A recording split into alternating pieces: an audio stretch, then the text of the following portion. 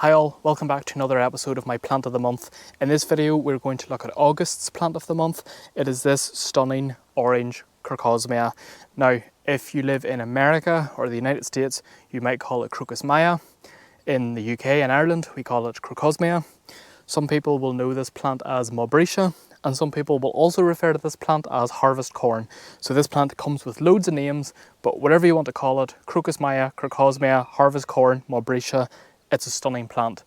Most people will be familiar to a type of Crocosmia called Lucifer. It's a much taller flowering plant than this. It's a much deeper sort of reddy orange. It's a very intense red, very tall variety, much wider foliage as well.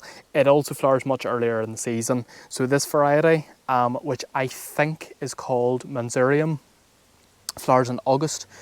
Lucifer flowers much earlier in the year, sort of late June, July, and then it goes over. This is a much more late flowering variety. It's much smaller in size. It has much thinner foliage. It has these lovely sort of vivid dark orange base with this lighter orange centre. It's not as prolific, so it doesn't tend to sort of tick off or tick over the place the same way Lucifer does. I'm not throwing the Lucifer variety under the bus by any means at all. Every plant has its place, but this variety is really good. Now, a lot of people will buy Crocosmia corms. There is a difference between corms and bulbs, and I know when you see them in packaging they kind of all look the same, and some people might say, what's the difference between a corm and a bulb? A bulb is something like a tulip. You buy it in the autumn time and you plant it and it'll flower in the spring. With corms, you do that sort of same approach. You buy them and you plant them in the ground, but when you dig up corms, the old corm will be at the base. That will no longer flower, so when you go to separate them, you're only ever wanting the corm on the top. The top one is the most sort of viable one, and that will produce flowers year on year. And further down the corm you can break those off, but when you go to divide them, those might only produce foliage, or they might be completely dead. They might not produce anything at all. It's a completely unrelated topic that would generally applies to all corms, but Crocosmia is a type of corm, so if you ever did want to divide it, that would be the process you would need to do it with. But yeah, can't recommend this plant enough.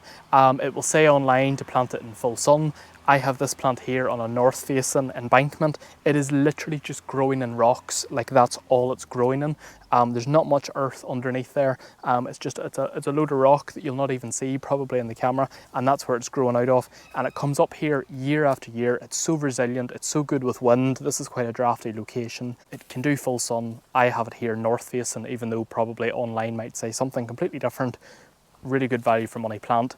I say a couple of corms should cost you no more than £5 or £6, and you could get a clump as big as this within 2 years of growth. Stunning. Really easy plant to look after, no maintenance.